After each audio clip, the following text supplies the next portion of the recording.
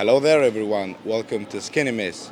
Today we are in Thessaloniki, Greece, and we're going to shop like locals to create a recipe just for you.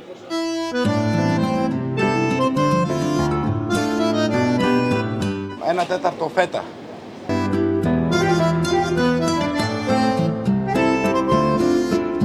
Να έχω 6 αυγά.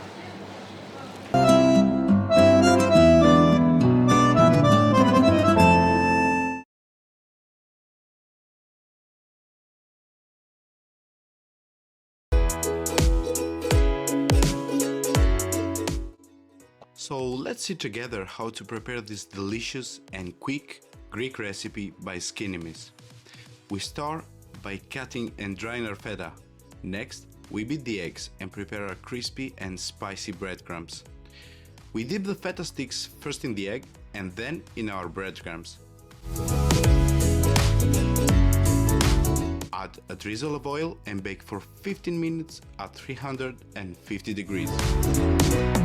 Meanwhile, we heat the honey in a small saucepan over low heat until melted.